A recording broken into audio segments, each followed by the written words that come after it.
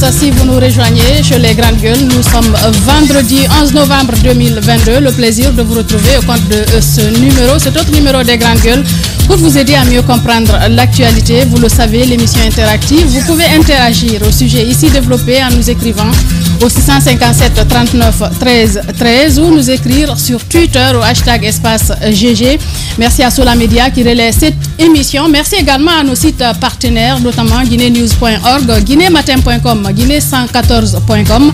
Cette émission est également relayée du côté de Farana grâce à Bamboo FM. Merci de nous écouter via toutes nos antennes régionales dans tous les confins de la République de Guinée. Le dialogue politique interguinéen qui se fait toujours désirer n'est pas pour demain.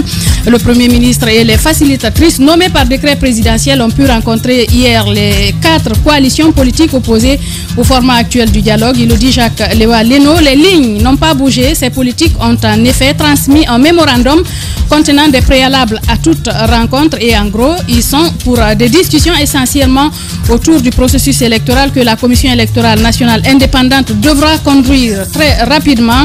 Le Quatuor n'est d'ailleurs pas seul dans cette position. Le Forum des forces sociales demande lui aussi l'abandon des poursuites judiciaires contre tous les acteurs politiques. Réaction ce matin de Mamadou Silla, président de l'UDG, membre de la Corée et Abdoul Sako du Forum des forces sociales de Guinée, mais également Paul Moussa Diawara, président du MPD et membre de la CPR. Nous parlerons également de, bien évidemment, culture. Queen Rima, l'artiste chanteuse finaliste du prix Découverte RFI.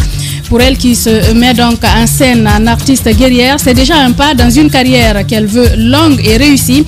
Son passé de danseuse lui colle à la peau et Rima souhaite ainsi utiliser les 2 talents désormais pour aller à la conquête de l'international. Elle est notre invitée ce matin, elle sera avec nous donc dans les Grandes Gueules. D'autres sujets, bien évidemment, viendront meubler cet autre numéro des Grandes Gueules pour votre plaisir. Encore une fois, bonjour et bienvenue à tous. Avec vous, Jacques Léwa Leno.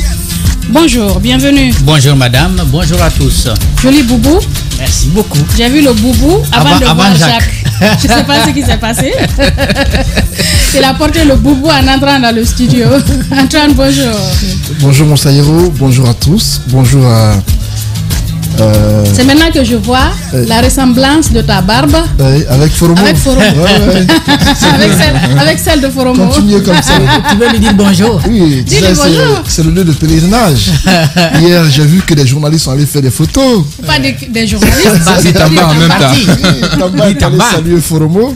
Et je pense que aux dernières nouvelles, on apprend qu'on va remplacer les Grandes Gueules. On va le remplacer finalement parce que apparemment Média Guinée a donné la parole au sculpteur qui a fait ce travail-là et il a sa façon d'écrire de quoi il s'agit.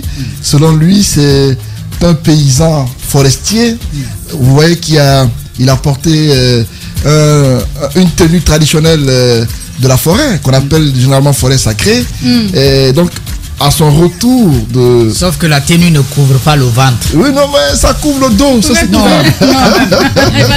donc, il a expliqué en disant que lui, en faisant de telles sculptures, il tient compte de l'environnement, il tient compte du contexte.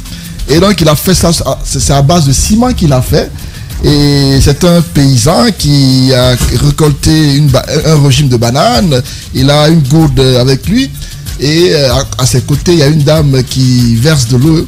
Donc, c'est une façon pour lui de représenter les paysans revenant du champ et tout cela. Sauf que, on l'a dit hier, on aurait pu revoir l'allure et l'allant de cette sculpture. Parce qu'ailleurs, je crois que le seul monument en Guinée pour lequel on a du respect, c'est celui de la maison du Palais du Peuple. Et ce monument qui a été construit depuis le temps des Grandes Gueules, qui représente une histoire de la Guinée et qui aujourd'hui est quand même entretenu par Chef Issa des événements Baïssa qui depuis son installation là a pu mettre un décor autour de ce monument. Il le valorise beaucoup justement, plus. Lorsque vous y allez la nuit, vous voyez qu'il y a des lumières qui illuminent ce monument-là. Et je me dis que l'État, en pensant à de telles initiatives, doit se dire que nous voulons exprimer, on veut envoyer un message aux citoyens. Parce que à Dakar, quand vous y allez, ce monument de la Renaissance, c'est une histoire que ça représente du Sénégal. Des touristes, quand ils viennent, ils visitent. Ouais. Ce monument de la Renaissance, ça rapporte de l'argent. Hier, j'ai vu des gens publier une image du Rwanda avec un bel homme qui tapait un tam-tam, avec tout autour de lui d'autres danseurs et tout cela. C'était très beau lorsque vous voyez cela. Donc, lorsque je vois certains, au-delà de ce que nous disons pour rigoler, il faut que nous soyons sérieux et qu'on dise la vérité. Quand ce n'est pas bon, disons que ce n'est pas bon. Oui. Il faut qu'on amène l'État à mieux faire. Même le globe qui est au niveau de la T6, le globe il est gondolé. Il n'est pas tout à fait rond. Antoine, je l'ai vu, la peinture ce matin, je l'ai vu en train de quitter le globe. Déjà? En fait, il faudrait que nous pensions à bien faire. Lorsqu'on commence bien, il faut bien finaliser. Le rond-point a été bien fait, les gazons sont bien mis. C'est très joli. Les lumières tout autour, c'est bon. Bravo à la gouverneure. Hein? Justement, bravo, mais sur ce point-là, au niveau des... Ça dépend des artistes, Antoine, des artistes qui ont réalisé. Mais il faut... Non, c'est la faute, pas... Peut-être ce qu'il faut ajouter. C'est pas la faute aux artistes, ça. C'est la faute à ceux qui leur ont donné ce contrat-là. Parce qu'un contrat, quand vous donnez à quelqu'un, quand ce n'est pas bon, Moussa Hero, vous construisez une maison, lorsque celui à qui vous confiez le travail, lorsque ce n'est pas bon, vous dites que ce n'est pas bon.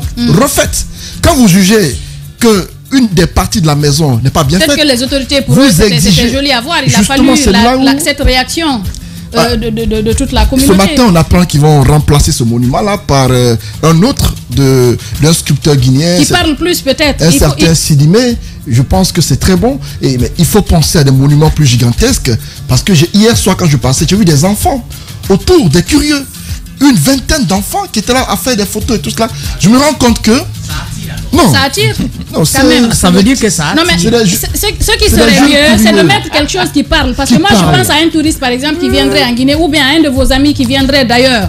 Vous passez par là, il vous demande c'est quoi. Peut-être vous diriez que c'est juste la représentation d'un... Alors qu'on peut représenter quelque chose qui parle. Justement, quelque chose de l'histoire du pays. C'est des monuments gigantesques. Même de loin, vous les apercevez. Quand vous arrivez là, vous prenez la peine d'aller voir, d'aller visiter pour comprendre ce que c'est. Ailleurs, ça existe. Jacques, tu as fait le Burkina, tu sais c'est quoi les monuments de ce côté. Donc quand on en fait ici et que ce n'est pas bon, disons au gouvernement que ce n'est pas bon pour qu'on fasse mieux. Donc, encourageons le bon travail. C'est la gouverneure. Il faut la féliciter pour l'initiative. De mieux en mieux, avec les critiques, on pourrait améliorer les choses. Arrachez-nous ça de là-bas. Bonjour. Bonjour Madame Hero. Merci, bonjour à tous. Bonjour Daouda. Rapidement. Bonjour Madame Hero, bonjour à tous. Bien.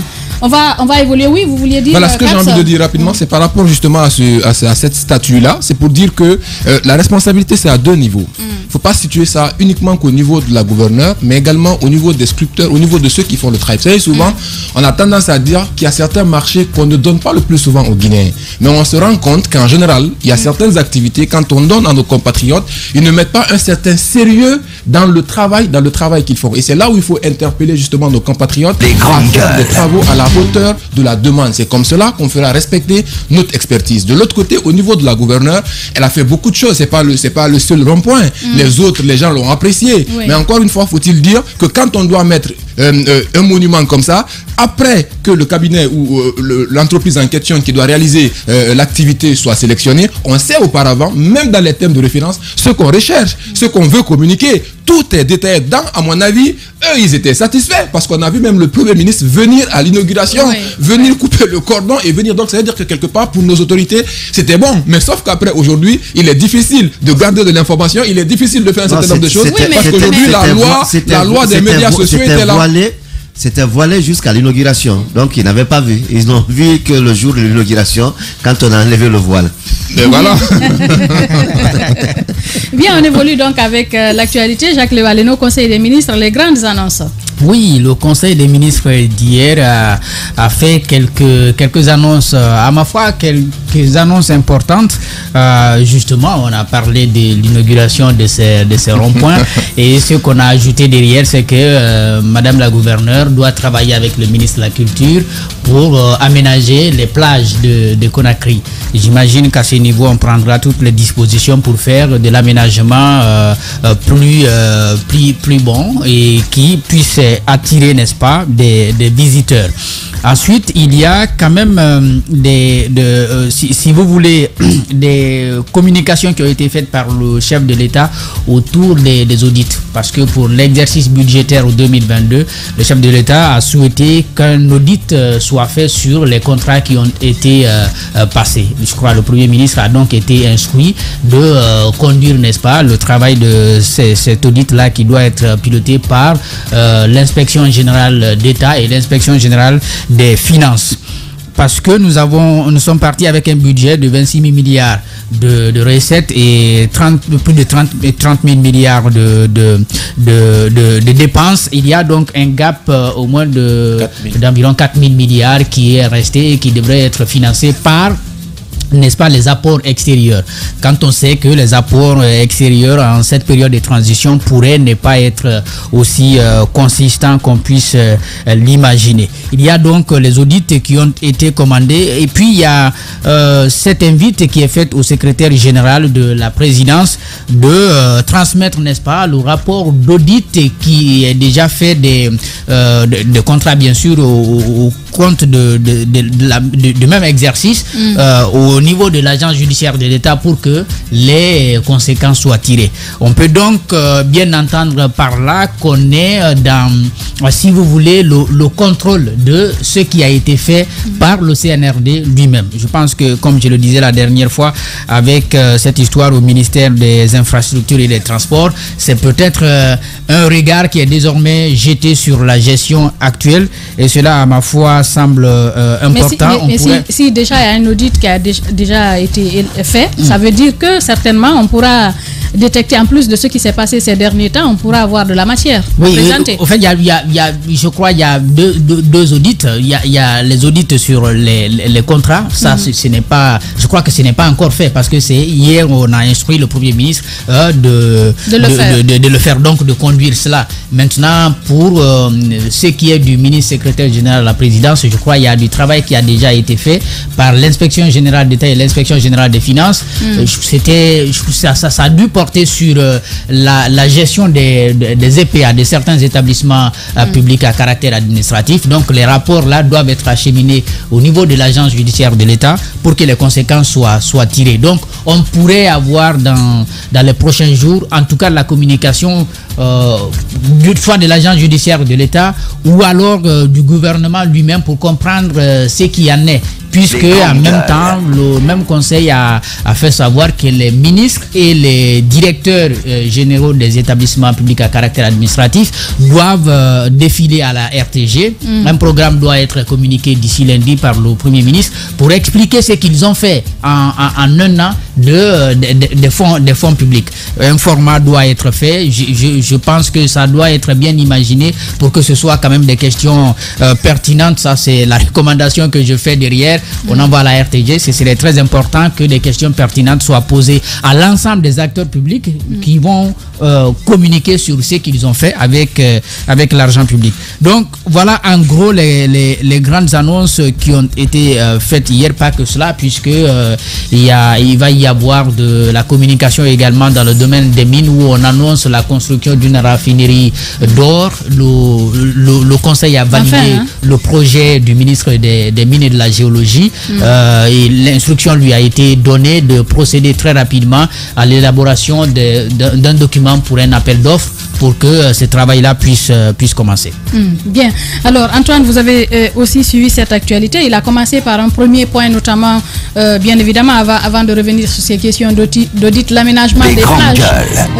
L'aménagement des plages, on en parle. Et comment ça devrait se faire? En amont, c'est surtout le ramassage des ordures. Parce que quand vous partez sur nos plages, ce sont ces déchets plastiques, le plus souvent, qui vous tapent à l'œil à première vue. C'est ce que vous voyez.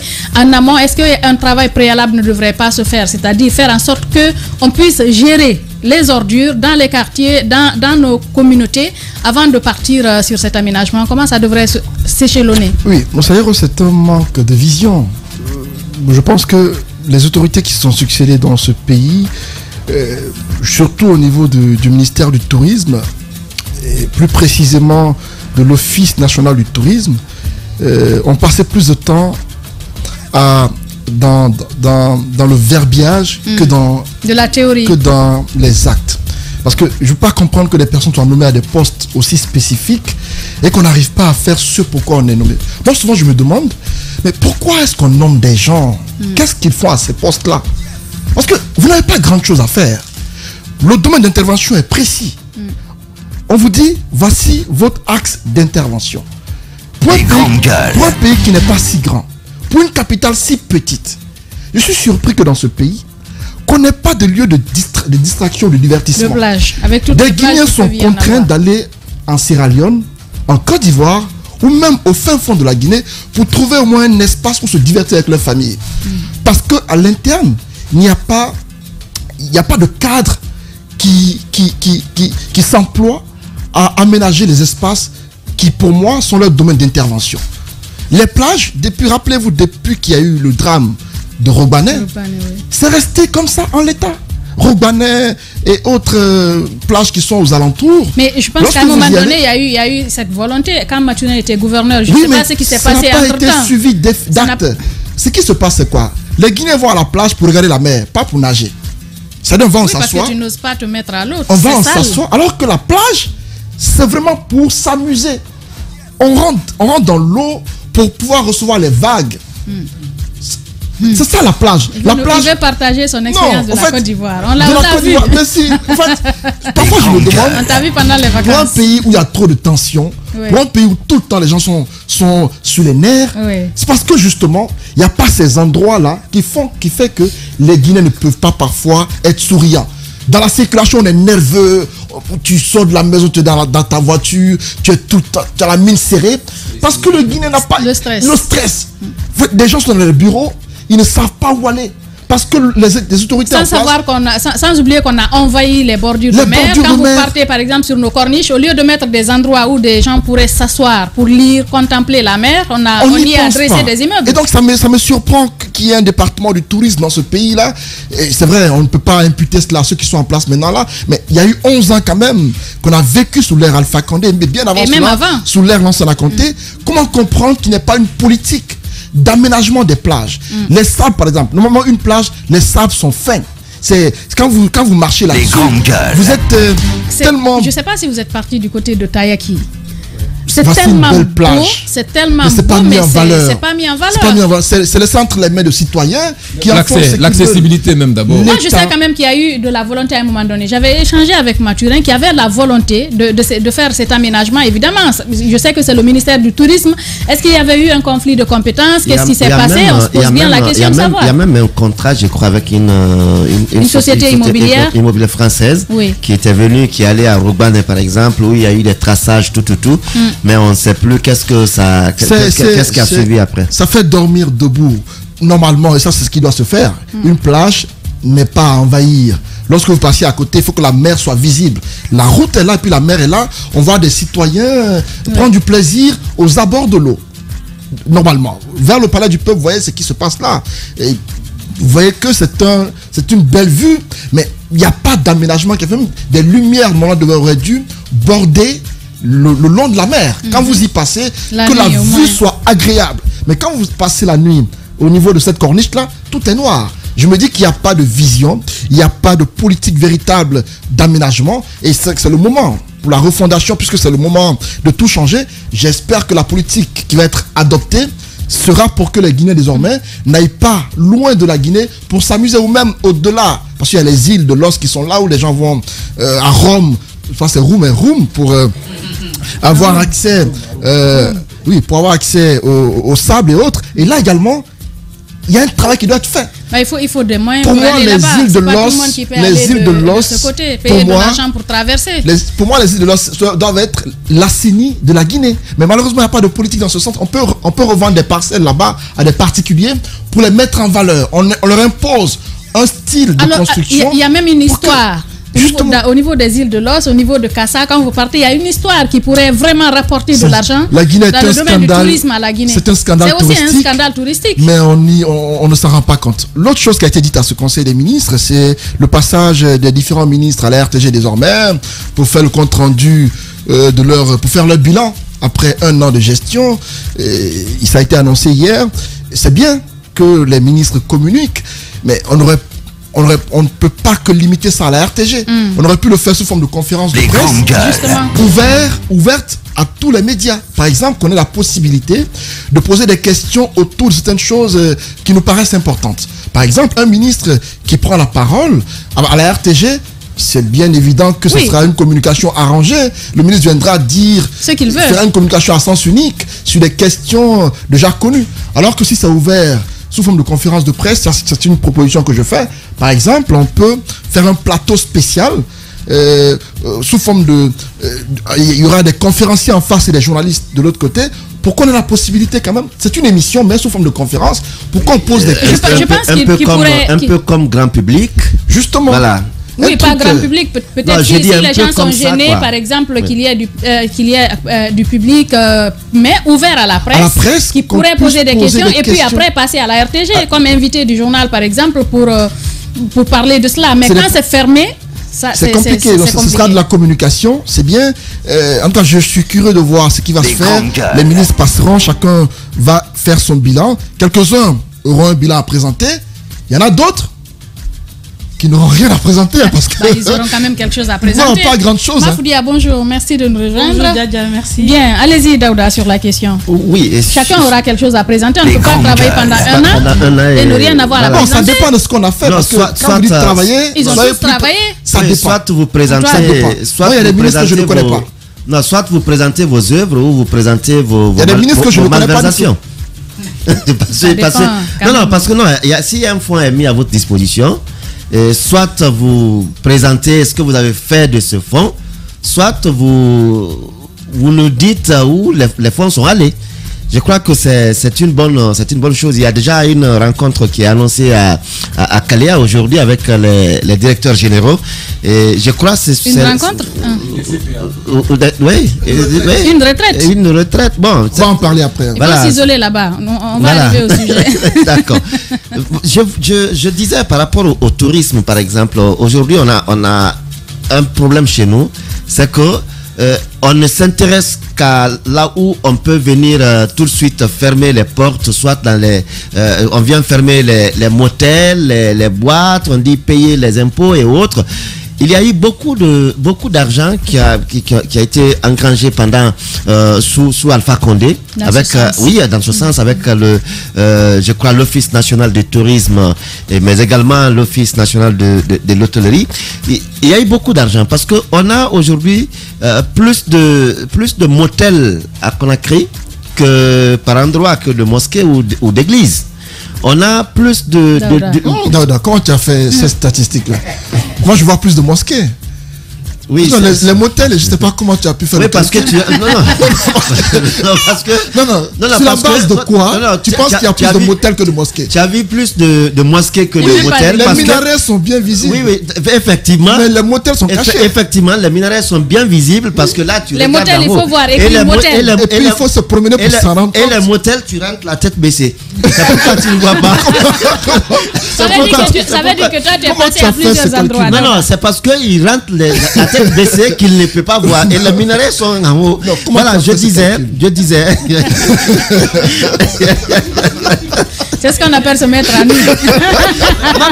Écoutez, non, pas se mettre à nu. On se comprend, on peut évoluer. Les restaurants sont visibles, il y a beaucoup de restaurants. On a vu plusieurs sorties de l'Office national du tourisme contre ces lieux de loisirs, de plaisir. Et où il y a eu des fermetures par-ci et par-là, mais on ne sait pas trop. Avec les fonds qui sont mis à leur disposition par moment. Mais ça, c'était en période de Covid. Bien avant. Ces fermetures-là, c'était pendant la période de Covid parce qu'il y avait la restriction, mais certains se permettaient quand même d'ouvrir. Pas que ça. Il y avait le recouvrement qui était en cours. Le recouvrement qui était en cours, donc ceux qui ne s'étaient pas tout de suite acquittés ont été, ça n'est vraiment pas lié au Covid. Donc il faut aujourd'hui que nous acceptions que nous sommes en train de vivre dans un environnement qui n'a vraiment pas le sens, qui ne nous offre pas le sens de vie. Quand vous allez à Freetown, comme vous allez à Kaloum par exemple, vous avez la corniche, la bande qui sépare la ville des plages. Et les plages sont à perte de vue. C'est qu'entre la ville et les plages, il n'y a que la route qui passe, il n'y a pas de construction. Il n'y a pas d'immeuble. Il n'y a pas de construction. Les plages sont libérées. Vous allez en Gambie, c'est la même chose. Vous allez au Sénégal, c'est la même chose. Vous allez en Côte d'Ivoire, Grand Bassam et autres. Vous avez la possibilité de vous offrir vraiment... De contempler la mer. De contempler et de jouer à votre satisfaction. Mais pour nous, regardez un peu du côté de Camayen. De Camayen jusqu'au pont au pont 8 novembre. Il n'y a qu'un bout, un petit bout derrière le camp. Le camp Camayen. Il y a eu en face de la Cour suprême. Et même là, c'est pas aménagé. Il y a eu à Titanic, par exemple, les endroits de fortune qui ont été érigés là. Il y avait les favelas qui étaient là. Mais on a pensé à donner cela aux plus riches, aux opérateurs économiques. Et on a déplacé là où les jeunes venaient se retrouver pour s'amuser, pour passer du temps. On a préféré donner ça aux opérateurs économiques qui construisent et qui privent les citoyens de tout loisir. Après, on se disait à l'époque qu'on a une vision qu'on a créée, je crois, à Horizon 2040. Lorsque qu'on a créé Horizon 2040, pendant que vous vous projetez sur des aménagements et autres, au même moment, vous vendez ou vous baillez des endroits qui peuvent offrir à la population des lieux de loisirs et autres, ou même de repos. Aujourd'hui, ce sont des privés qui se débrouillent à faire des trucs et puis permettre aux populations de se retrouver. Et l'autre aspect auquel je voulais toucher, c'est bien la possibilité aujourd'hui de contrôle, de l'audit qui est annoncé. Parce que la dernière fois, j'écoutais le ministre de l'économie et des finances, par exemple, qui disait, en ce qui concerne les entreprises qui ont eu des contrats et qui ont reçu de l'argent, des avances et autres, il y a une équipe d'audit qui est là, qui est en train de travailler, dont le travail devait finir, je crois, en fin de semaine dernière, mais qui va nous dire exactement qu'est-ce que chaque entreprise a reçu par rapport à un chantier, quel est le niveau d'exécution des travaux. Et cela doit aujourd'hui l'être pour les directeurs généraux, mais aussi pour les ministres. Parce qu'il y a beaucoup de ministres aujourd'hui. Vous avez constaté, quand il y a un petit cri qui sort quelque part, il y a des ministres que vous entendez dans les médias pour dire qu'on est allé signer tel partenariat avec un accompagnement de combien de milliards de dollars ou de millions de dollars pour nous endormir. Au même moment, il y a eu des fonds qui ont été mis à leur disposition. Qu'on nous dise aujourd'hui jusqu'où on est avec ces fonds. Parce que quand vous prenez par exemple les travaux publics, les transports et infrastructures, comme on le dit. Vous voyez les chantiers qui sont ouverts à Conakry. Quelqu'un vient, il a une voirie, par exemple, qui passe derrière espace ici. Comme derrière la mosquée ici, là, ils ont bloqué le passage pour nous obliger de prendre le sens contraire. Le sens contraire. Après, on nous crie dessus. Pourquoi vous faites ça? C'est vous êtes des donneurs. Alors que la route est bloquée par derrière. La route est bloquée par là. Les gens, on dit, bon, le contrat est là. Les gars, ils viennent, ils font les réservations. Ils viennent avec les machines, ils dégagent tout. Après, ils s'asseyent. Dès qu'ils entendent que il y a un petit montant qui va être débloqué dans quelques jours, ils viennent encore avec les machines, ils creusent tout, après ils s'asseyent, ils attendent. C'est vraiment un calvaire. C'est ce qui se passe aujourd'hui dans tous les quartiers de Conakry. Oui. On nous dit on a ouvert les chantiers. Les chantiers, on ne sait pas comment ils avancent. Normalement, pour ouvrir un chantier, il faut être à mesure de travailler jusqu'à le refermer totalement. Totalement. Aujourd'hui, quand moi je prends par exemple le quartier dans lequel je suis, vous n'avez plus la possibilité de rentrer avec vos engins dans le quartier. Vous venez, vous êtes obligé de garer sur la chaussée, abandonner là-bas. Dieu seul sait qu'est-ce qui peut se passer. Faut aller dans un vous abandonnez là-bas. Non, il n'y a pas de parc auto. Il n'y a pas de parc auto. Des fois, c'est dans les quartiers, les enfants qui gardent les véhicules, vous leur donnez un peu d'argent, ils surveillent votre véhicule. Il n'y a pas de parc auto. Quand vous allez dans un quartier comme Bessia, où vous allez trouver parc auto? Il n'y en a pas. Daouda. Non, il n'y en a pas. Les gens... Là où dormir, d'abord, il y a problème. Là où dormir, il y a problème. Allez aujourd'hui à Bessia, commencez à Kondeboui, jusqu'à venir du côté je vais dire, du marché de Bessia. Allez-y voir à Olympio et autres. Allez-y voir, tout est ouvert. Tout est en chantier. Tout est en chantier depuis des mois. Il y a des gens aujourd'hui, ils sont venus avec les machines la journée pendant que leur véhicule était dans la cour. Ils ont creusé, ils ne peuvent plus sortir les véhicules. Toute la saison à trouver les véhicules là-bas. Ils vont ressortir après, on ne sait pas les travaux finissent quand. Quand vous demandez, on dit bientôt. Bientôt, mais on ne fait que creuser. Allez-y, Cap, ça ne fait que creuser. Peut-être d'autres points de ce Conseil des ministres. Oui, mais bien avant, moi, j'ai quand même envie de revenir sur cette question d'aménagement des plages, parce que c'est quelque chose qui, à mes yeux, est très, très important. Vous savez, déjà, tout commence par avoir une vision. On demande à ce que la gouverneure aménage les plages et se mette en rapport avec le ministre de la Culture. Ce n'est pas, à mon avis, suffisant. Il faut associer le ministère du Tourisme. Il faut les associer. Ou l'office. C'est le même qui gère ça. D'accord, tout est. Qui gère, mais avec un pan. Oui, avec une direction. Exécuté par le gouvernorat. Une direction nationale. Mais moi, j'ai quand même envie de révéler une chose. Vous savez, prenons l'exemple. Vous avez vu, on a vu Dubaï. À un moment donné, les gens étaient plus focalisés sur l'exploitation. Non, j'arrive. Je veux dégager je veux arriver à une conclusion dans mon raisonnement. Vous savez, au départ, Dubaï, c'était un lieu qui était connu pour le pétrole. Leur principale richesse, c'était le pétrole. C'est ce qu'ils exploitaient et c'est ce qui les permettait d'engranger des revenus. Ils ont compris que cela ne pouvait pas continuer. C'est beaucoup d'argent. C'est beaucoup d'argent, Madame Yoro, j'arrive. Mais ils ont continué que cela n'allait pas continuer jusqu'à un certain niveau. Donc il fallait déjà préparer le jour où on aura des difficultés de l'exploitation de ce pétrole-là, qu'on puisse surfer sur une autre activité. Trouver et c'est là où, justement, ils ont récupéré les ressources qui étaient engrangées dans l'exploitation du pétrole pour investir dans le tourisme. Mais ça se prépare sur plusieurs années. Et nous, ici, qu'est-ce que nous voyons? Dès qu'on parle de la Guinée, on pense tout de suite aux mines. Dès qu'on parle de la Guinée, on aurait pu prendre les ressources de la bauxite pour préparer. Oui, bien sûr, pourquoi pas? Pourquoi pas? Justement, c'est le but. Parce qu'en réalité, là-bas, on ne peut pas avoir le véritable développement qu'on cherche. Ça ne viendra pas de là-bas. Il faut utiliser les ressources qu'on génère des mines, de l'exploitation minière, dans l'agriculture et dans le tourisme. Aujourd'hui, on a la Guinée, on a des lieux touristiques qu'on peut mettre en valeur. Vous parliez de Kassa, il y a des histoires là. Et même quand on dit des fois qu'on a besoin d'aller chercher le financement extérieur. Mais je me dis, mais pourquoi, bon sang de Dieu, on n'en a pas besoin? On a la possibilité de créer des situations comme ça. Regardez, Madame Yoro, en général, même quand on nomme par le passé, même quand on doit nommer quelqu'un à ce ministère-là, les gens n'aiment pas. Ils disent souvent, non, il n'y a pas d'argent.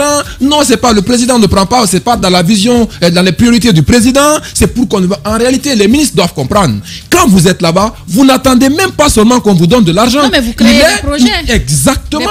Il est de votre devoir de monter des programmes, d'initier des projets et d'aller à la recherche, à la mobilisation de ces ressources-là pour venir valoriser ces différentes plages-là. Aujourd'hui, encore une fois, il y a beaucoup à gagner là dans le secteur touristique, mais encore une fois, il faut de l'investissement. C'est l'argent qui appelle de l'argent. Il faut d'abord que ça rentre dans les priorités de le pouvoir public, au niveau du gouvernement, pour qu'on puisse mobiliser de l'argent, dédier un vrai projet à cela, qu'on sache où on va, qu'on se dise, peut-être dans 2, 3 ans, 4 ans, 5 ans, nous voulons en venir là, par rapport à nos plages, par rapport à nos lieux touristiques. Je me dis que tant qu'on n'arrive pas à un niveau comme ça, il sera impossible pour nous d'aller. On va continuer à creuser nos terres ici avec les bauxites, à pouvoir la dégradation de l'environnement. Aujourd'hui, on sait comment on appelle ça,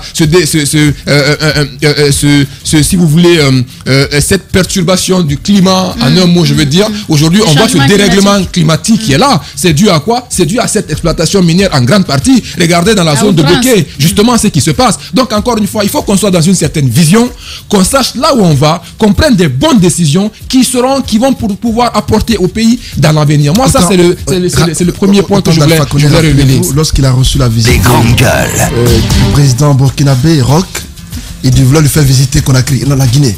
Il a voulu l'envoyer sur un site touristique. Il ne savait pas où partir. Il est parti aux chutes de la Sumba, du Breka. Oui. Il s'aperçoit que là-bas, il n'y a rien. Pourtant, c'est tellement beau là-bas. Il n'y a pas grand-chose. Il s'arrête là, il dit au gars, il regarde les chutes d'eau. Vous y allez aussi. Ça me rappelle. C'est dommage. Ça me rappelle il y a quelques années, si tu permets, Daouda, du côté de Koubia, à Gawal. Il y a une grotte là-bas. En fait, c'est un endroit tellement merveilleux. Quand vous venez, il y a la grotte, il y a d'autres œuvres naturelles que vous pouvez contempler. On nous explique qu'à travers cette grotte du côté de Koubia, quand vous rentrez normalement dans l'histoire, on pouvait ressortir du côté de Bouquet. Mais je dis que c'est des lieux touristiques qui sont là qu'on pourrait aménager, de beaux endroits. On nous montre des endroits où, par exemple, nos ancêtres pouvaient venir se reposer, où des gens ont été inhumés, qui ont une belle histoire. Je me dis que il y a tellement de choses. C'est comme les touristes qui sont passés récemment du côté de Kindia. Je me pose bien la question, c'est que le ministre ou les cadres du département les ont fait voir. C'est vrai, je les ai vus partir. Ils sont partis au voir de la mariée. Oui, mais après, à Kindia surtout, il y a tellement de lieux. Vous allez montrer des trucs assez naturels. Oui, c'est vrai que c'est la nature, mais ce n'est pas aménagé. Il y a un plus qu'on recherche quand même dans le tourisme. Mais il y a une précision qu'il faut apporter. Moi, par exemple, prenez l'émission Et si c'était ça le bonheur. Quand je suis sur l'émission là, tu découvres plus les lieux touristiques que même le département qui est dédié à cet effet. Moi, je pense qu'aujourd'hui, il y a des vraies choses qu'il faut faire et le plus souvent, on sait comment faire, mais justement, on n'assume pas la responsabilité qui nous est allouée pour qu'on puisse justement arriver à ça.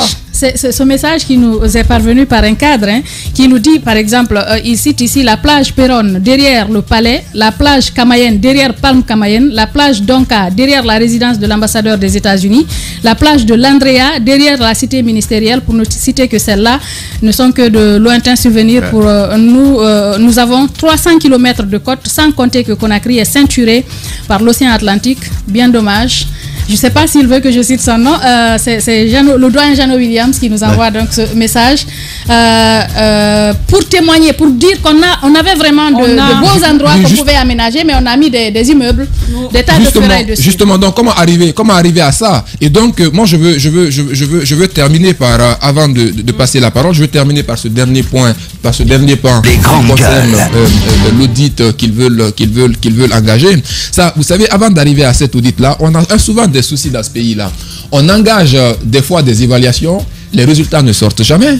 Pendant combien de temps on a annoncé ici, on en a parlé plusieurs fois, l'évaluation des différents ministres. Où en sommes-nous par rapport à cette évaluation-là? Quelle est la conclusion de cette évaluation? Tous les ministres étaient passés là, on n'a pas eu de résultats. Et aujourd'hui, on nous annonce encore le démarrage des audits là. Ces audits là doivent concerner ces ministres aussi à leur tour. Et si ces ministres ont été évalués, c'est que quelque part cette évaluation a touché même les différentes gestions, parce que ça doit prendre en compte ce pan de cette évaluation-là. Donc aujourd'hui, encore une fois, Madame Yourou, il y a quelque chose de très important. On a souvent tendance à toujours... Moi, il y a quelque chose qui me dérange, et ça me dérange vraiment. C'est cette histoire de financement extérieur de Finex.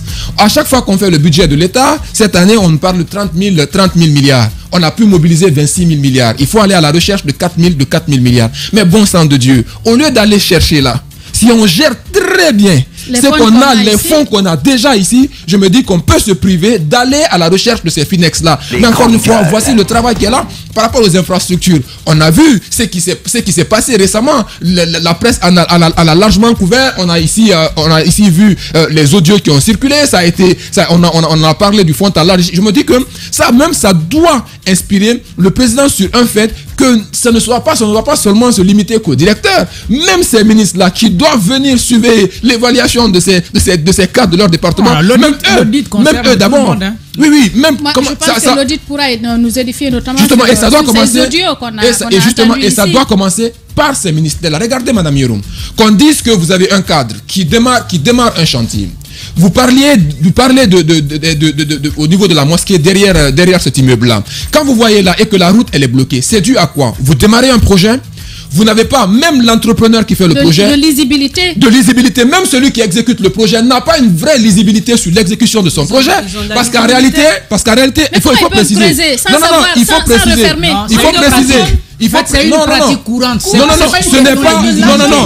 Quand vous regardez au fond, le plus souvent, ces gens arrêtent l'activité parce qu'ils n'ont pas d'argent. Parce qu'on leur dit au départ, parce qu'on leur demande préfinancer. Ils préfinancent et après ça ne suit pas. Et quand ça ne suit pas, quand ils finissent d'exécuter ou d'investir l'argent qu'ils ont, c'est bloqué. Et vous savez pourquoi ils n'arrivent même pas à durer sur le travail qu'ils font? Parce que le peu d'argent qu'on leur demande pour faire les préfinancements ou ce qu'il faut, justement, c'est là où il faut interroger et questionner les passations de marché, la façon dont on fait pour avoir justement ces marchés-là, parce que des fois, l'entreprise n'est pas à même, n'a pas les ressources financières pour aller au bout de ce projet-là, même pour le financement extérieur, il en souffre.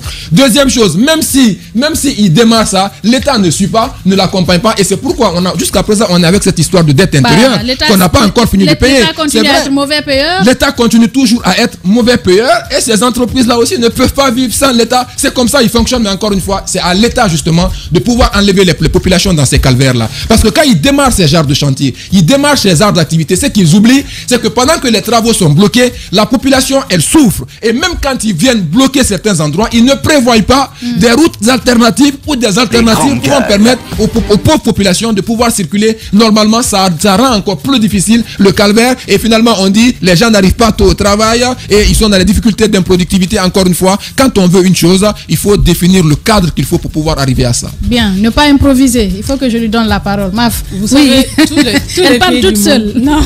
Ah oui, j'ai trop parlé toute seule ici. Là. Mais c'est choquant quand même. Ce qui se passe. Tous les pays du monde sont en chantier. Mais la différence avec nos pays, c'est que nous avons les mêmes chantiers. Sur 10 ans, sur 20 ans, on fait les mêmes choses. On est là à faire les mêmes routes. Au lieu d'aller sur d'autres projets, on est là, on bricole, on ne fait rien on solide. Est là, on bricole, mais rien de solide. Maf, pas pour te couper, l'exemple de la route en face du stade Nongo. Nongo UNC. Vous vous rappelez cette route, de cette route? Il a fallu qu'on en parle dans les GG pour qu'ils se mettent au travail. Ils se sont mis au travail, mais allez voir aujourd'hui l'état de la route, tout est complètement défoncé. Mais en fait, tout est déjà défoncé. Quand on parle de telle situation, il y a d'abord l'État, parce que c'est l'État qu'on voit en premier. L'État qui ne joue pas son rôle dans la passation des marchés, dans le contrôle des travaux et puis dans le choix des entrepreneurs, des entreprises. Tout est réuni pour que ça ne marche pas. Et le pays est dans une telle situation que c'est devenu même un business.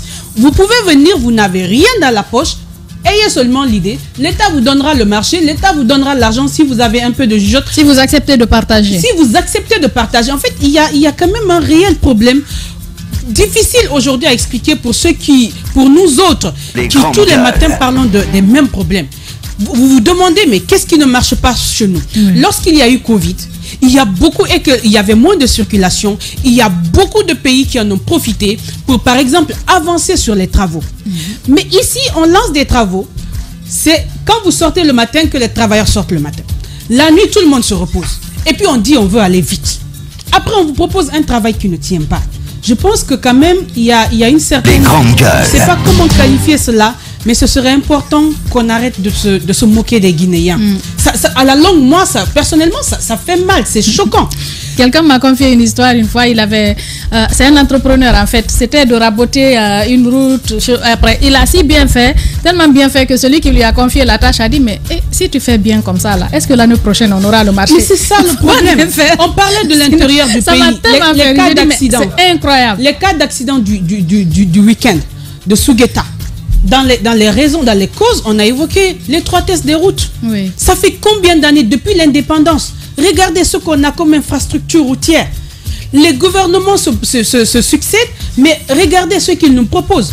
On a l'impression qu'ils se concurrencent justement dans ce mauvais travail. Ça ne peut pas continuer. On parle aujourd'hui du tourisme. Moi, quand j'écoute ça, c'est avec beaucoup de désintérêt. Parce que sauf si je vois un miracle s'opérer, mais pour le moment, moi, ce n'est plus un rapport de conseil des ministres, l'instruction d'un ministre qui va me faire croire qu'on est en train de changer.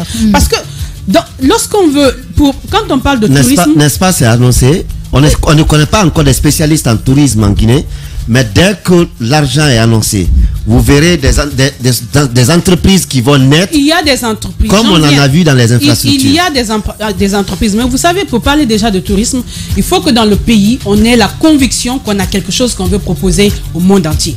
Mais regardez comment nous-mêmes, on entretient notre histoire. Notre histoire n'est pas... la falsifiant. Non, même pas. Je parle même pas de la falsification. Prenez aujourd'hui nos archives. Prenez des espaces touristiques. Prenez les lieux. Visitez les villas Sili. Regardez qu'est-ce qu'on fait de ce que nos dévanciers ont laissé. Mais on n'entretient pas. Comment on peut vendre cela? Lors de mon dernier voyage aux États-Unis, il y a quelqu'un qui m'a demandé qu'est-ce qu'on fait de la villa de Myriam Makeba. C'est des gens qui sont intéressés à cela. Ben justement, en parlant d'intérêt, c'est quelque chose qu'on pourrait valoriser. En parlant d'intérêt, surtout dans une ville aussi belle ville que Dalaba, telle que Dalaba. Il y a dans le domaine du tourisme des partenaires comme dans le domaine des mines, comme dans le domaine des sports. L'État n'a pas suffisamment d'argent pour faire face à tout ça. Ça, au moins, c'est clair. C'est des partenariats. Mais ce que l'État peut faire, c'est de mettre en place un cadre propice à l'investissement. Il y a des partenaires sérieux. Vous savez, quand vous voulez faire un projet, vous avez une multitude de choix. Vous pouvez aller vers ceux qui bricolent ou ceux qui travaillent. Même en matière de route, là, on sait qu'il y a des pays qui sont très sérieux, même si ça coûte cher, mais il y a le travail. Il y a d'autres aussi, ça pourrait ne pas coûter cher, mais on connaît le résultat. Donc, tout dépend de notre choix. Si nous avons une vision, l'État peut mettre en place aujourd'hui un cadre propice à l'investissement. Il y a ce qu'on ne connaît pas en Guinée, ce qu'on appelle le tourisme local. Moi, j'ai reçu ici dans une émission, je remplaçais Jacques dans Politiquement Correct, où on a carrément parlé de tourisme. Il y a un monsieur qui est dans ce domaine qui nous expliquait que même le tourisme local est un réel problème. Aujourd'hui, on est dans une émission, on est là toute la semaine, on est fatigué. On doit pouvoir se dire, écoutez, ce week-end, je veux le faire à Boké. C'est le tourisme local. Il y a le fortin de Boké que moi, je vais visiter depuis des mois. Je n'arrive même pas à mettre pied. Pourtant, je quitte mon pays pour aller dans un autre pays et visiter, passer toute une journée de visite. Qu'est-ce qui fait que je ne vais pas là-bas? Il faut en fait qu'il y ait, je sais pas, cette valorisation, cette promotion. C'est là que je veux lancer aussi un message à nos hommes riches. Il y a des hommes qui sont riches dans ce pays. Ils pourraient investir dans ce domaine. Ils pourraient investir. Dans d'autres pays, ce n'est pas forcément les étrangers qui viennent qui mettent de l'argent. Il y a des gens qui sont riches ici. Comment ça se fait qu'on ne peut même pas avoir de salle de cinéma sauf avec Bolloré? Comment ça se fait? Oui. Non mais c'est un exemple. Il y a nos salles de cinéma qui n'existent pas. Il y en avait ici à Matoto, il y en avait à Taouya, mais c'est pas tout a disparu. Tout a disparu. Oui. Il y a des espaces qui sont dans tout le pays à partir de Conakry, mais tout le monde reste ici.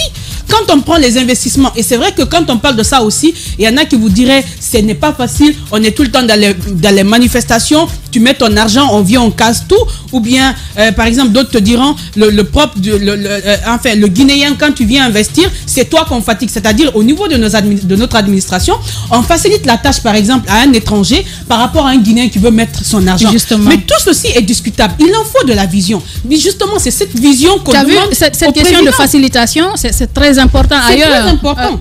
Mafoudia, je me rappelle en Turquie, j'ai échangé avec des entrepreneurs là-bas. Quand par exemple quelqu'un veut investir, un entrepreneur local, on peut te donner la facilité par exemple pendant 10 ans. Par exemple sur les exportations, sur les taxes, on te donne vraiment la facilité parce que tu emploies des travailleurs locaux. Mais ici, les entrepreneurs ont la tâche difficile. Ils sont comme ça, c'est ce que l'État doit voir. Il y en a qui ont commencé à investir des hôtels, des espaces un peu partout à l'intérieur du pays. Il faut les aider.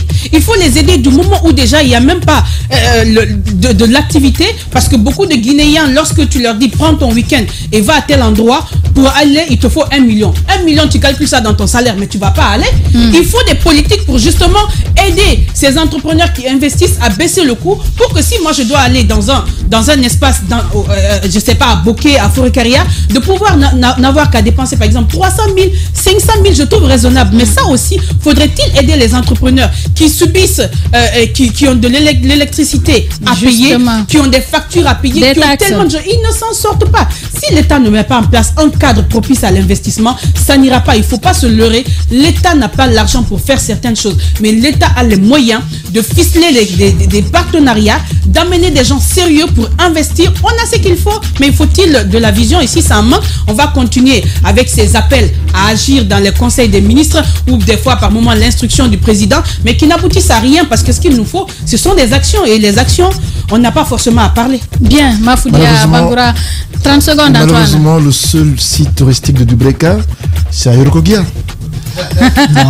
Non, quand même. On me dira que c'est pas vrai. C'est touristique? Non, pas touristique, mais c'est le seul lieu de repos. Non, pas que ça. Et les hôtels, il y a 30 chambres là-bas. Ah oui, il y a un très bel hôtel qui est sorti de terre là-bas. Je paye la facture, hein. Je vais dire à Baldé de... Vous avez vu, quand on fait la promotion de Guinéens, ils s'en plaignent. Alors que c'est un Guinéen qui a investi là, qui a investi à Yorokogia, et où les gens vont visiter. Baldé, déposer la facture. Belen n'existe plus. Belen n'existe tellement village. Voilà ce qu'on pouvait dire pour cette première partie.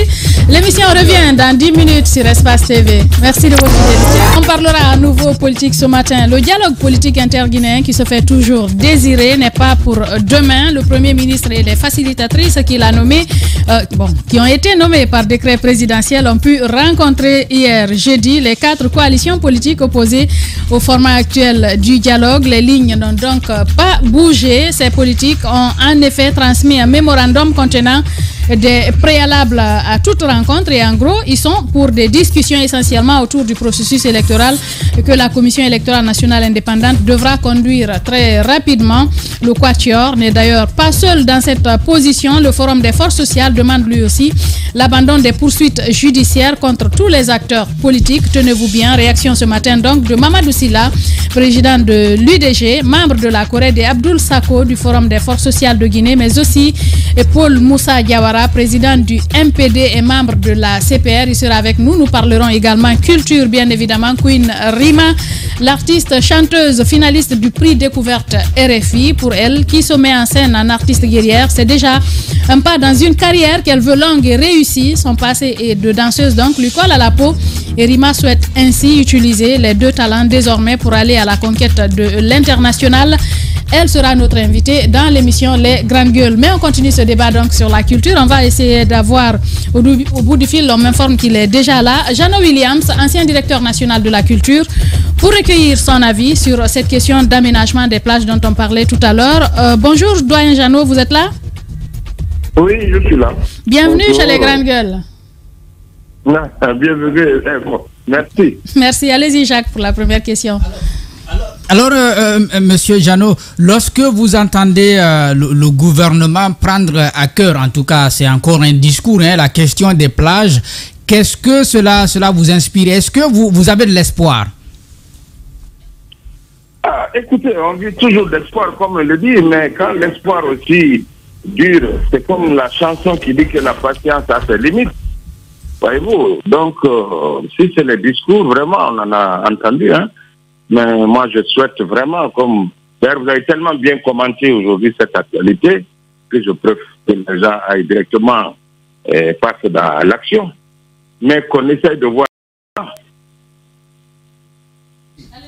Oui, doyen Jeannot, dans le message que nous a été envoyé tout à l'heure, vous avez rappelé l'existence de certaines plages à l'époque, la belle époque. Vous avez cité quelques-unes des plages qui, pour vous, ont marqué l'histoire de ce pays.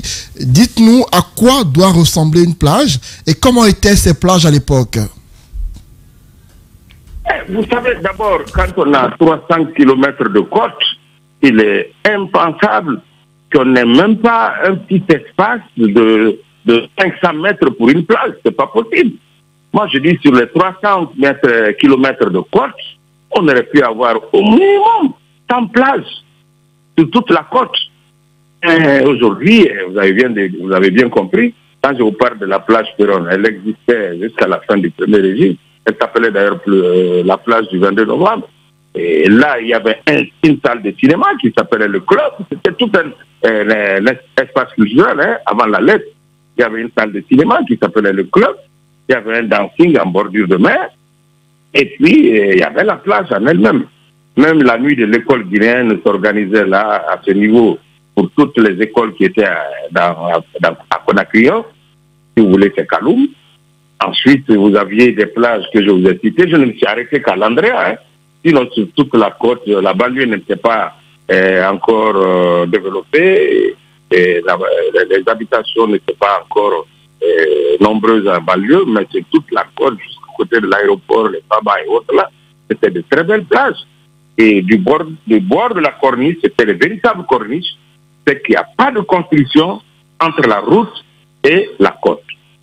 Bien, pas normalement de construction entre la route et la côte et la mer. Qu'est-ce qui n'a pas marché, à votre avis? Selon vous, qui doit gérer les plages? Est-ce l'État qui doit le faire ou est-ce des particuliers à qui on doit confier la gestion? L'État a-t-il failli ou pas? Là, normalement, c'est les aménagistes. Il y a les aménagistes. Parce que nous, ici, tout le monde fait quoi? Tout le monde sait faire tout et finalement, on ne comprend plus rien.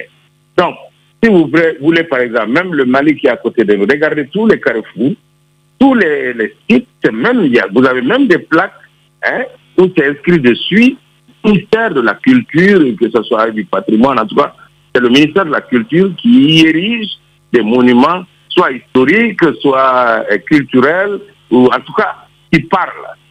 Voilà. Ça, c'est à côté de nous ici, je ne veux pas aller très loin. C'est bien de parler de monuments qui parlent, doyen. De monuments qui parlent. Bien. Oui, qui parlent. Mais vous savez, je vais vous dire une confidence que le président Abdoulaye Wade a eu à me dire quand j'accompagnais le Bembea Jazz National avant l'inauguration du monument de la culture, le monument de la Renaissance. Je vais vous dire aujourd'hui, c'est l'ambassadeur de la Corée en Guinée qui a donné un cadre un Guinéen, un certain M. Kaba, qui est architecte, qui était dans l'équipe qui a eu à concevoir ce monument de la Renaissance. Il allait jusqu'à me dire que les hauts fourneaux, d'ailleurs, n'existaient plus en Europe, et ce n'est qu'en Corée qu'on trouvait ces hauts fourneaux. Bon, nous coopérons très bien avec cela. Alors cet ambassadeur qui Conakry, il avait résidence à Conakry, mais il servait aussi la République du Sénégal. Un ingénieur Kaba, on ne parle pas souvent de lui. J'ai cette version du président Abdoulaye Wade. L'histoire existe. Donc nous avons des aménagistes ici, nous avons l'expertise, mais on ne les exploite pas. Et puis ce que je voudrais dire, il faudrait qu'on voit plus grand. Quand on faisait le monument de la Renaissance, tout le monde disait que c'était de la folie, mais justement, il faut un peu de folie.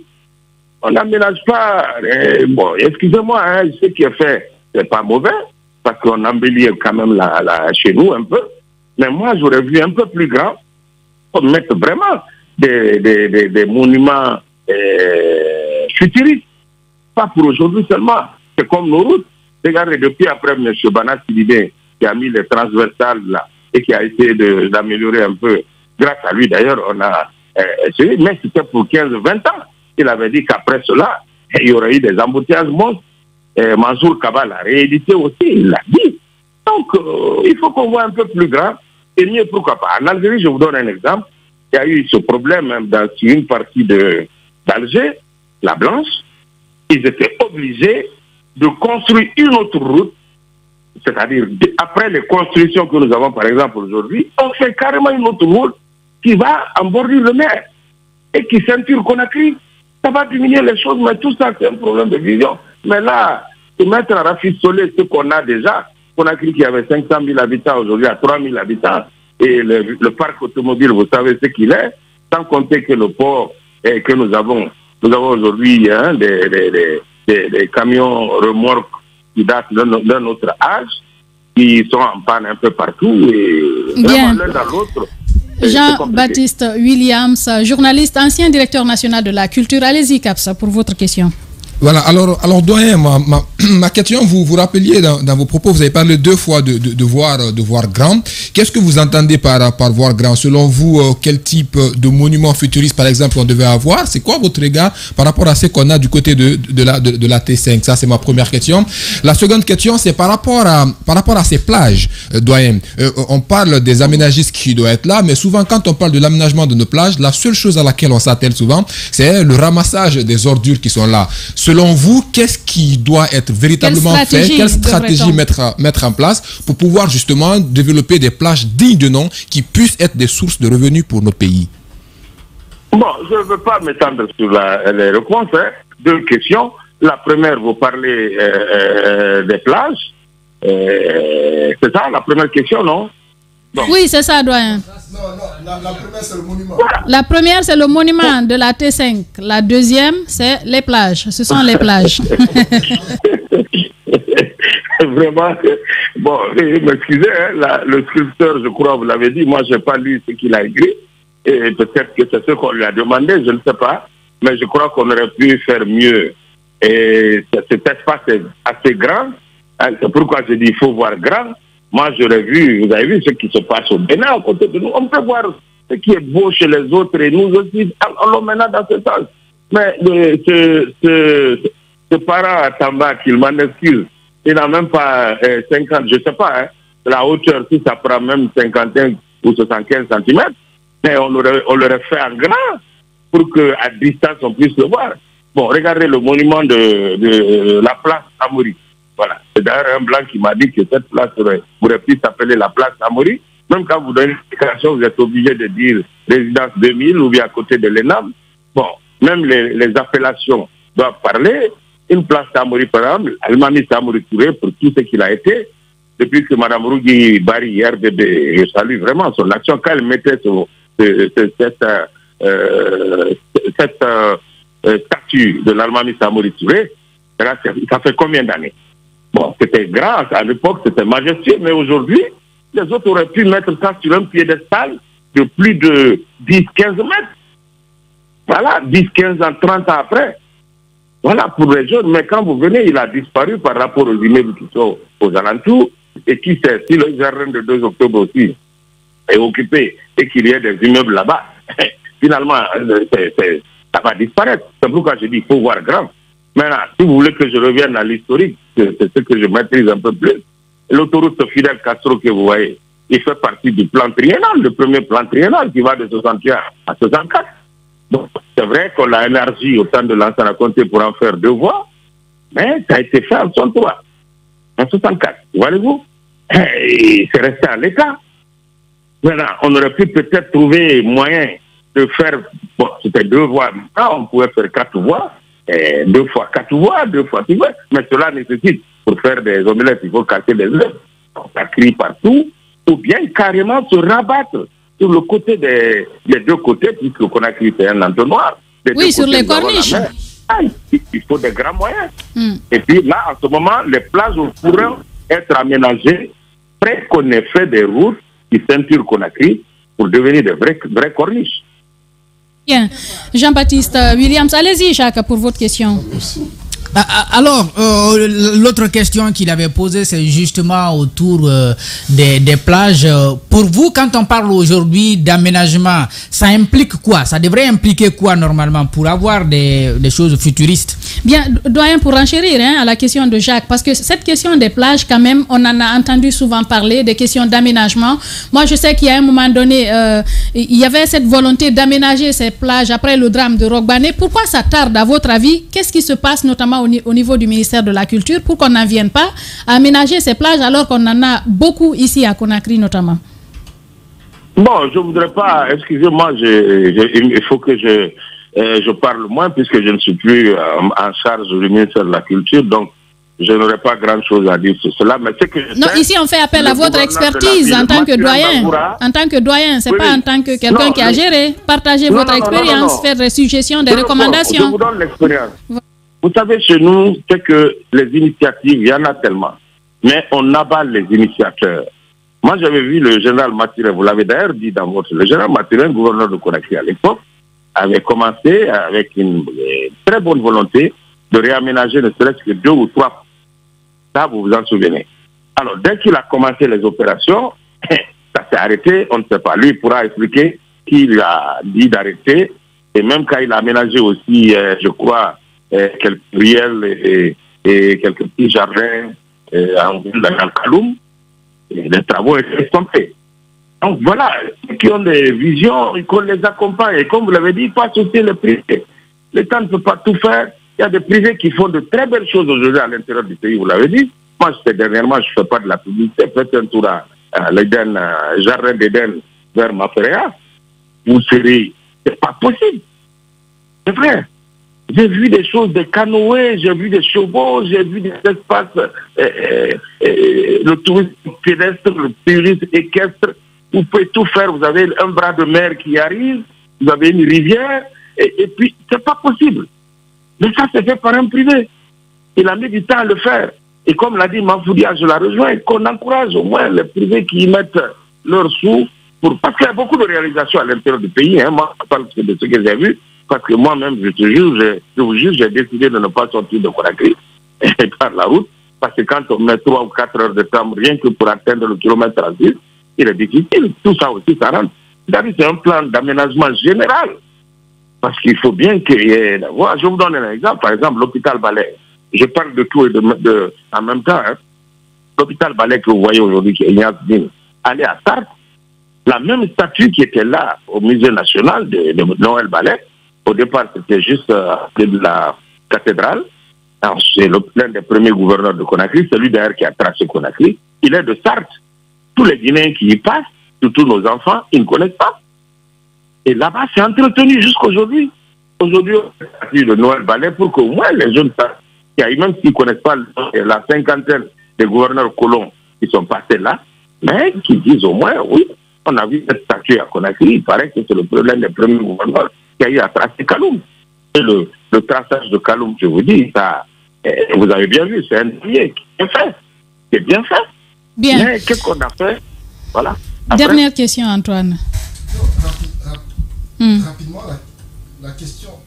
La question, c'était autour du monument au Palais du Peuple, parce qu'aujourd'hui, pratiquement, c'est le seul monument qui nous reste en Guinée qui est réellement visible. Qui est réellement visible et qui est imposant.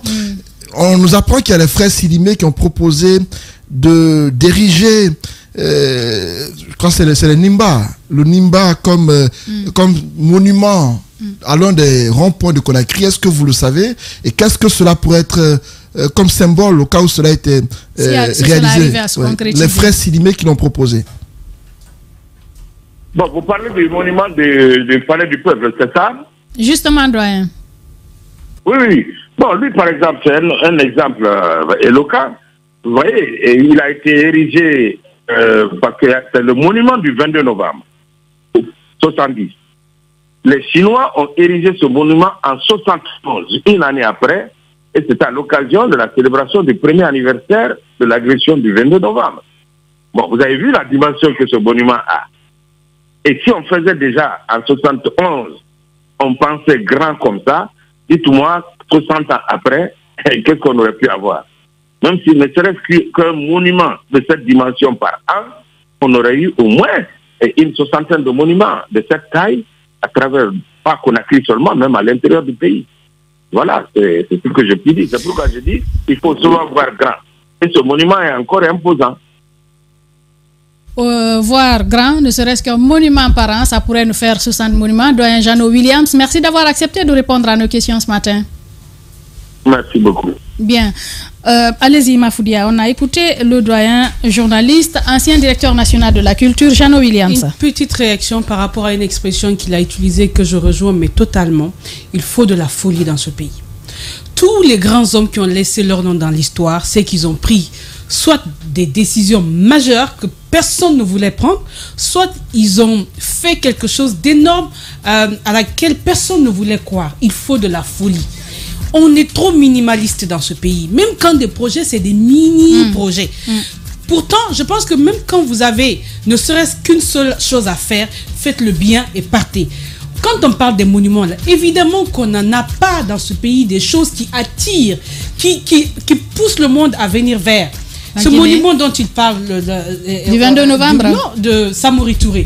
Mais c'est vrai qu'on aurait pu faire un méga, je sais pas, monument. Un méga monument là-bas que tout le monde verrait comme ça, et la place qu'on pourrait appeler place Samori Touré. C'est tellement symbolique, c'est tellement important. Voici quand même des choses. Et il a dit quelque chose de serait-ce qu'un monument par an. Mais oui, ça peut faire quelque chose. Les T là, au lieu de dire T5, T1, T2, T3. On a de l'histoire à vendre via ces T. Mais même ça, on ne prend pas ces décisions. Il faut de la folie dans nos décisions. Il faut croire en quelque chose et pouvoir le faire. Bien, allez-y Jacques, rapidement pour clore. Moi, c'est sur la question des plages que je voudrais revenir. Donc, d'après sa communication, il a été bien clair. Il faut que ce soit le ministère de la Culture et du Tourisme qui soit impliqué. Je crois que le Premier ministre a voulu que le travail soit fait par le gouvernorat et puis ce département ministériel. C'est déjà bien de penser comme ça. Mais après, derrière, il faut songer aux moyens. Parce qu'il ne faut pas qu'on pense seulement à aller chasser des ordures et que cela ne soit pas aménagé. Si vraiment on pouvait travailler avec les privés qui pourraient s'engager, n'est-ce pas, à investir là-bas, soit un contrat de bail, si cela ça passe pour être un danger, alors qu'on puisse trouver, n'est-ce pas, des moyens à investir véritablement pour que les gens puissent aller, n'est-ce pas, au niveau des plages. Mais on a un problème sérieux parce que les plages de Conakry, là, ne sont pas encore à l'intérieur, mais même les plages de Conakry sont inaccessibles. Je ne sais pas si vous faites le constat. Pour aller à Tayaki, par exemple. Tayaki, c'est loin. Benares ici, pour aller, vous avez des problèmes à accéder. Vous avez les mêmes problèmes partout, à Lambaye, à Robané, à Ratoma. Vous avez des difficultés à accéder à ces places. Je crois qu'il faut à la fois penser au gouvernorat, au ministère du tourisme, mais il faut également penser au ministère de la ville. Parce que c'est une question, c'est une question d'aménagement. Voilà, sans oublier pour précision qu'au sein du gouvernorat, il y a un représentant du ministère de la Culture qui s'y trouve justement, qui peut aider à dans ce sens. Mais moi, ce que je voulais rajouter par rapport à tout ça, à un moment donné, aujourd'hui, on voit que la population est mêlée, même dans le choix du monument. Alors, qu'est-ce qu'on doit? La proposition, à mon avis, c'est justement ouvrir des propositions venant des populations. Par exemple, pour dire, tel carrefour, les populations peuvent faire des propositions de type de monument qu'on peut avoir, ces propositions du genre. Justement, avec ça, on peut avoir plus d'idées et faire des choix et avoir une décision participative. Et comme cela, on est sûr d'éviter de mettre un monument quelque part et d'avoir toute cette tollée. Ça va nous prendre assez de temps. Non, ça n'a pas de temps à prendre. Aujourd'hui, en une journée, c'est possible. Un seul formulaire. Les gouvernants peuvent réfléchir. Voilà, il y a tellement de cerveaux au ministère, par exemple, qui peuvent bien réfléchir et nous sortir cela. Mais qu'est-ce que je voulais ressortir de l'autre côté par rapport aux plages? Chez les autres, l'État vient, on dégage tout, on aménage et les privés viennent investir. Parce que vous ne pouvez pas laisser le dégagement, tout le boulot au privé. Il faut que l'État fasse ce qu'il doit faire. Quand vous avez le sable chez les autres, vous avez le sable à Freetown par exemple, vous avez à Banjul, vous avez à Abidjan. Mais c'est du sable clair comme ça. C'est comme à Tayaki. Clair comme ça. Mais tu vas aller à Benares ici, on dirait du sable qu'on a tiré des WC. Pour mettre sur la terre, il y a des problèmes. Il faut aujourd'hui qu'on accepte comme l'a dit le doyen Mafoudi à Eder Soutenu, qu'on ne reste pas dans la dynamique de regarder dans les yeux des uns et des autres. Parce que plus vous regardez, plus vous avez pitié. Non, mais si l'État est absent, qu'est-ce que tu veux qu'on fasse? Les réalisations qui se font, c'est au vu aussi de l'État. C'est à cet État je m'adresse. C'est au vu aussi de l'État. L'État n'a pas, en ouvrant par exemple une route, les populations sont en avance. En ouvrant une route dans un quartier, on n'a pas à regarder c'est la maison de qui, ou c'est une mosquée, ou c'est une église. Lorsque c'est pour l'utilité publique, tracer, partez. Et il y a des préalables. Il y a des préalables à ce niveau. Il y a des préalables qui se font. Mais qu'est-ce qu'on fait chez nous? On veut par exemple tracer une route. On vient, la route qui devait être tout droit, on vient, puisque c'est la maison de Moussaïro qui est là. Ah bon, on va toucher à la maison là tout à l'heure. Non, un autre exemple. On va toucher à la maison là tout à l'heure. Donc il faut tout de suite, on va quitter la ligne droite pour aller dans un tournant. Pour courber. Voilà ce qui nous arrive aujourd'hui. Parce qu'on ne veut pas toucher à tel ou à tel. Lorsqu'on doit aller vers le développement, il faut le faire. Il faut mettre les moyens. Bien. Il faut aller, il faut foncer. Et au résultat, chacun viendra féliciter. Bien. Dans un instant, nous allons parler politique chez les grandes gueules.